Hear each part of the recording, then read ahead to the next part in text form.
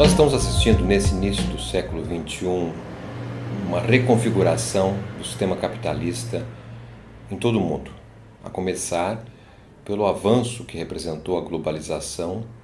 na reconstituição das grandes corporações transnacionais que reorganizam o território não a partir de países, mas nas chamadas cadeias produtivas globais, estabelecendo uma nova diretriz do ponto de vista do poder no mundo. Essas grandes corporações transnacionais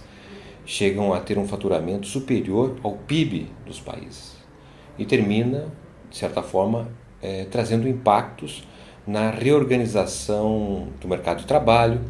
na própria reorganização da política. No que diz respeito ao mundo do trabalho, as principais transformações estão associadas, de um lado, ao progresso tecnológico, que tem permitido não apenas a substituição da presença da mão de obra em várias etapas da produção, mas também a subordinação num processo de exploração crescente, especialmente com a introdução das tecnologias de informação e comunicação, que fazem com que o cidadão desenvolva o trabalho não apenas no local onde ele está diretamente contratado, na fábrica, no comércio, na oficina, no escritório, mas pelas tecnologias de informação ele termina levando parte importante do trabalho para realizá-lo fora desse local, realizando em casa, realizando no deslocamento da casa para o trabalho, no final de semana, o que significa dizer, segundo pesquisas mais recentes, um aumento, uma extensão no tempo de trabalho, além da própria intensificação. Essas questões novas do mundo do trabalho rebatem justamente do ponto de vista do desejo, dos anseios dessa classe trabalhadora submetida a essa reorganização capitalista. E por conta disso, as instituições de representação dos interesses dos trabalhadores, os seus sindicatos, as organizações que tratam do tema do trabalho, precisam estar atentas justamente nessa transformação mais significativa do mundo do trabalho e dos trabalhadores. Até porque as contestações, os movimentos sociais que emergem são movimentos sociais de novo tipo, movimentos sociais com caráter mais espontâneo, com uma vinculação anárquica do ponto de vista da ação e representação de interesses que anteriormente nós tínhamos nos sindicatos tradicionais.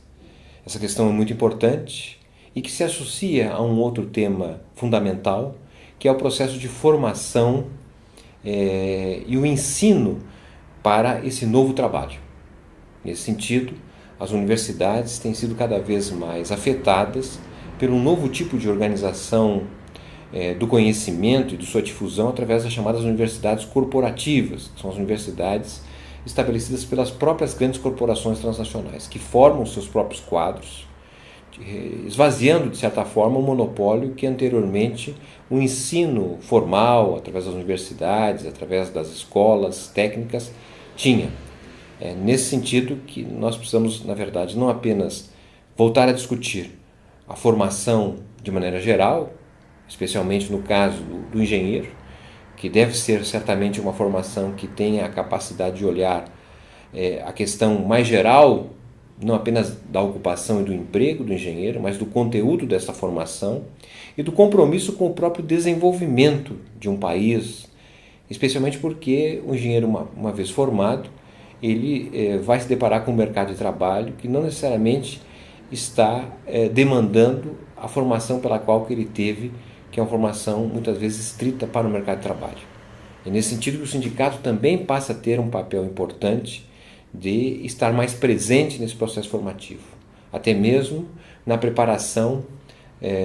dos futuros engenheiros, na atualização do conteúdo programático da formação do engenheiro e da atualização permanente do engenheiro ao longo da sua vida. Até porque se tem cada vez mais falado na necessidade da educação para a vida toda, não apenas numa formação que se dá ainda quando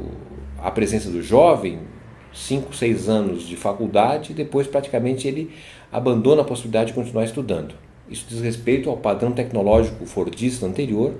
mas que se torna cada vez mais inadequado quando nós estamos analisando o avanço do progresso técnico, os novos requisitos de contratação. Ademais do tema da educação, da formação e das necessidades da engenharia em termos de um profissional de novo tipo, está relacionado especialmente o papel que vem tendo a resistência do movimento social, a resistência sindical. Isso tem um valor intrínseco inegável, porque faz parte da democracia, o papel da atuação sindical e do movimento social de maneira geral, sobretudo num país como o Brasil, que é relativamente recente a experiência democrática. É bom não esquecer que somos um país cuja história supera seus 500 anos e a nossa experiência democrática praticamente alcançou 50 anos. E o papel do sindicato, o papel da organização social é fundamental não apenas para oxigenar a democracia, mas para garantir que de fato os interesses do trabalho não sejam menosprezados, não sejam degradados, como de fato estamos vivendo nessa conjuntura, nesse início de 2017, em que um governo golpista ocupa cada vez mais um papel de degradação do estado de bem-estar social, de certa maneira aniquilamento das possibilidades do desenvolvimento brasileiro, na medida em que ele termina vendendo, subordinando os interesses nacionais às estratégias das empresas transnacionais. Nessa situação que o movimento sindical não pode mais apenas negar a existência, atuar contra o governo Temer, mas de fato ter uma proposta, um projeto que unifique os diferentes interesses e anseios em torno de um futuro melhor para o nosso país e para o nosso povo. O Brasil é um país em construção, um país que falta tudo, e não podemos jogar fora a engenharia nacional, apenas então somente em nome daquilo que se chama corrupção. Se a corrupção existe no Brasil, ela está situada na direção das empresas, em parte do setor público, mas ela não pode jogar fora o patrimônio, o ativo que são as nossas empresas, que são a tecnologia constituída por esforço de muitos ao longo da história desse país. Nesse sentido, é absolutamente fundamental uma grande ação, e que os sindicatos têm colaborado nesse sentido, de defesa da engenharia nacional e, mais do que isso, de um projeto de desenvolvimento para o nosso país. Esta atuação das instituições sindicais, do movimento social, requer uma permanente capacitação, qualificação e formação de quadros. Até porque a gente tem visto, muitas vezes, um certo descolamento geracional, a dificuldade de reproduzir quadros com capacidade de liderança nas diferentes esferas da sociedade que tem uma ligação direta com o mundo do trabalho. Absolutamente fundamental relação com a juventude brasileira, uma relação direta com os diferentes segmentos da sociedade, e isso exige, na verdade, uma estratégia de reorganização dos sindicatos. Os sindicatos possuem recursos financeiros, possuem quadros, possuem mecanismos de comunicação, jornais, revistas, e possui um conjunto grande de pessoas disponibilizadas para a atuação sindical. É fundamental, no momento chave que estamos vivendo neste ano 2017, que possamos rearticular as funções do sindicato, naquilo que diz respeito à sua representação, sua forma de atuação, sua forma de comunicação com os diferentes segmentos e, ao mesmo tempo, a renovação contínua de suas lideranças. Atuar, fazer sindicalismo há 20, 30 anos atrás é relativamente mais simples do que nós temos hoje, até porque nós tivemos em várias categorias uma atualização das categorias, um enriquecimento cultural, uma maior preparação do mundo do trabalho,